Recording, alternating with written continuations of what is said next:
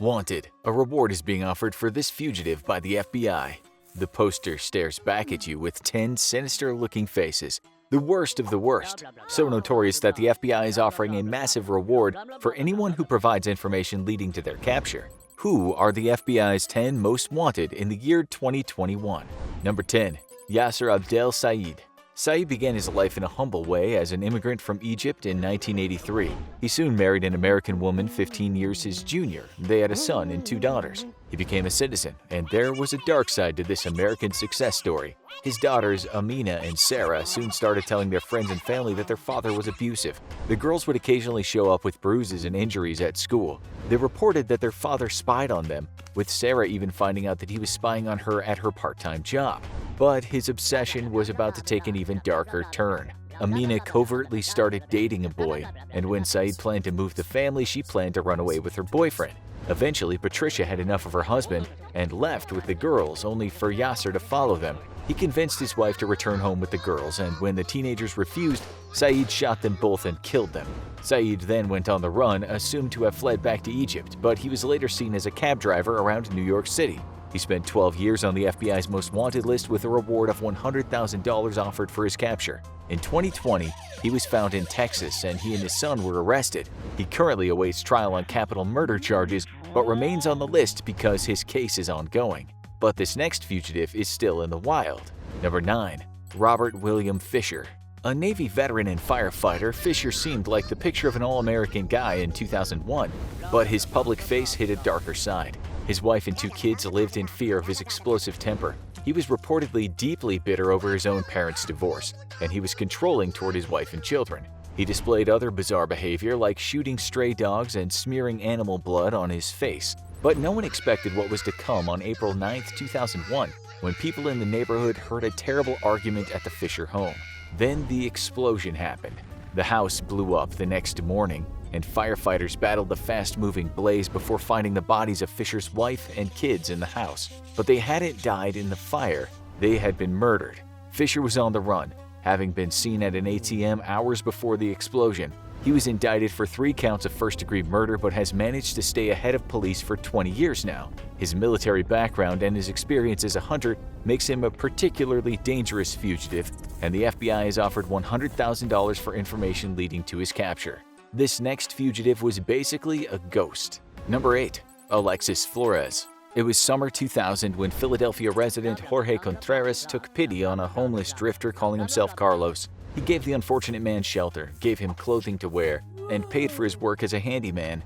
But this would lead to a horrifying discovery. Carlos had used his shelter to store the body of Ariana de Jesus, a little girl who had been missing for several days. Contreras recognized the shirt she was wrapped in as being the one he had given to Carlos, and a manhunt began for the drifter.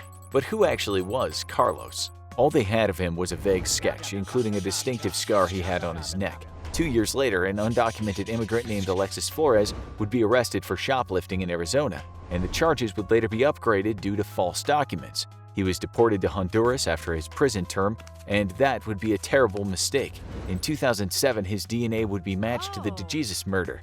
Carlos finally had a name, but he was out of the FBI's reach now, and the US and Honduras do not have an extradition treaty.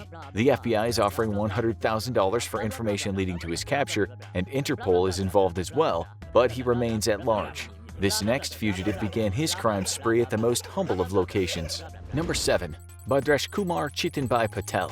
One of the youngest fugitives on the list, Patel seemed like a normal young man in India. He had married his wife Palak by 2015, and the young couple had traveled to the United States to visit relatives. Their visit became an extended one, and they took a job at a local Dunkin' Donuts owned by his relative, where they worked the night shift together on April 12th. But only one of them would leave that night. They walked into the camera, disappeared off the view of the camera, and then Patel left alone and closed the store. The next people in the store would find something horrible. When no one seemed to be on staff, customers approached a police officer and found Palak's body in the back, beaten and stabbed.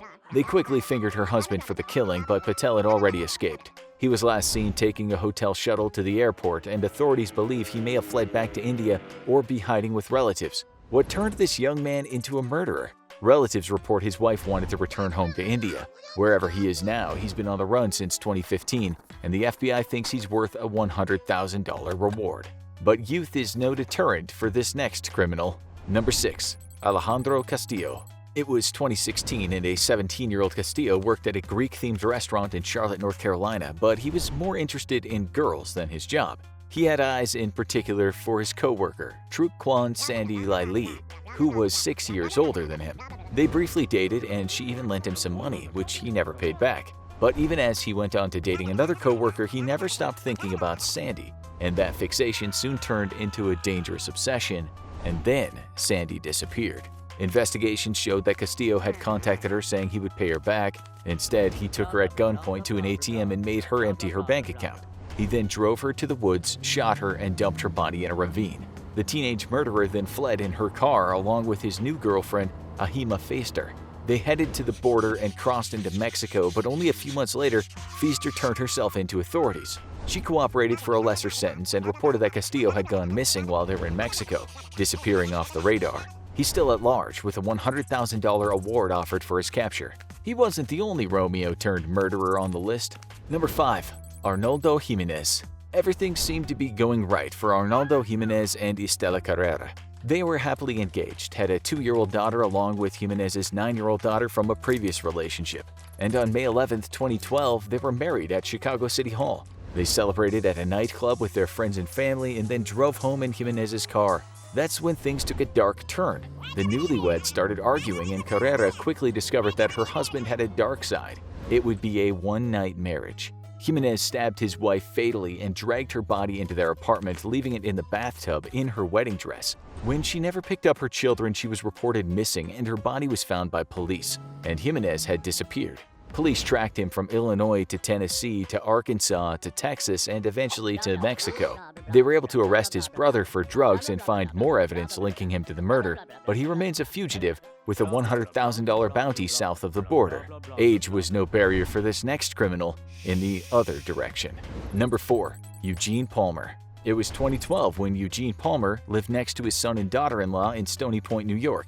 The 73-year-old man watched as his son's marriage fell apart, and eventually his daughter-in-law Tammy filed for a restraining order and threatened divorce. This could cause Eugene to have to leave his home, and he wouldn't stand for that. A nasty feud began between Eugene and his daughter-in-law, and on September 24th, he took action. Tammy walked her children to the bus, returned home, and suddenly came under fire. Eugene was targeting her with a shotgun, and after 3 shots, he finished the job.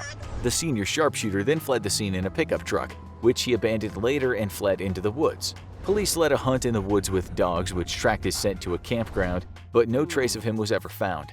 His family believes he's likely dead. After all, how far could a diabetic man with a heart condition now pushing 80 get? But the FBI disagrees. They pointed out that Palmer was an avid outdoorsman and could easily have survived in the woods and fled to another state. And they've offered a $100,000 reward for his capture. But some fugitives command a higher price. Number 3. Jason Derek Brown. Jason Derek Brown had a very unlikely beginning for a wanted fugitive. He was a devout Mormon who served a missionary and owned a toy business. But he had a taste for expensive vehicles and was deeply in debt. He escalated from fraud to theft and home invasions to a robbery that went horribly wrong. In 2004, he bought a Glock pistol and went to a local AMC theater in Phoenix. There, armored car guard Robert Keith Palomares was collecting the weekend box office. A hooded gunman came out of nowhere and shot him 6 times, killing him. The gunman fled with $56,000. It wasn't long before the killing would be linked to Brown. They found his bicycle and found the amateur robber's DNA on it. He was quickly charged with first-degree murder and unlawful flight, but by then he had fled to Las Vegas. Authorities found his car abandoned, and his brother was later charged with obstruction of justice for helping him dispose of evidence. Brown's case became notorious, and sightings of him came from across the United States, Mexico, and Canada. But the genuine article has eluded capture for over 15 years, and the FBI has offered a $200,000 reward for his capture. But the FBI also has their eye on some much larger-scale criminals. Number 2. Jose Rodolfo Villarreal Hernandez. Villarreal Hernandez was born into a life of violence. His father was a member of the Beltran-Leyva cartel in Mexico and was murdered by the rival Gulf cartel. It was no surprise that Villarreal Hernandez's involvement in the family business only got more intense, and he had a target in mind for revenge: Juan Jesus Guerrero Chapa, a powerful lawyer for the Gulf cartel, now living in Southlake, Texas. and an informant for U.S. law enforcement. But that wouldn't stop Villarreal Hernandez, who hired a crew to sneak into the U.S. And on May 22, 2013, they would strike. As Guerrero entered his car, 2 assassins pulled up and fired multiple shots at him. He was killed immediately. While the assassins escaped, 3 men connected to their hiring were arrested and named Villarreal Hernandez as the mastermind. While he remains at large in Mexico, the FBI is on the hunt and has offered a $1 million reward for his arrest. But they're not the only ones looking. Guerrero's sister targeted one of Villarreal Hernandez's relatives in revenge, even sending her brother's hitman a picture of the severed head. With enemies like this, Villarreal Hernandez may want to think about turning himself in. But there's one fugitive more wanted than a cartel hitman, a cartel ringleader. Number 1. Rafael Caro Quintero. Rafael Caro Quintero had humble beginnings as a farmer, but his crop of choice would lead to a lot of trouble. He grew marijuana, and that turned him from a simple worker into a local land baron. He worked for many of Mexico's most notorious gang leaders and became a successful drug trafficker in the 1970s. But he would soon branch out on his own, and he formed the Guadalajara cartel. He shipped mass quantities of marijuana to the United States, but would be most notorious for his kidnapping, torture, and murder of U.S. DEA agent Enrique Camarena and 4 others. He would eventually be sentenced to 40 years in prison for murder in Mexico. But there's a twist to his story coming. A state court ruled that he'd been tried improperly and ordered him set free in 2013. This caused outrage across the border, and diplomatic pressure forced Mexico to reopen an investigation. They eventually issued a new arrest warrant, and U.S. and Mexican forces continue to pursue him to this day. He remains at large, with his attorneys trying to get the charges dismissed but failing. With Interpol and the FBI looking for him, the notorious drug kingpin commands the highest reward for any criminal on the FBI's most wanted list. A stunning $20 million. See any of them in your neighborhood? Keep your eyes open and approach carefully.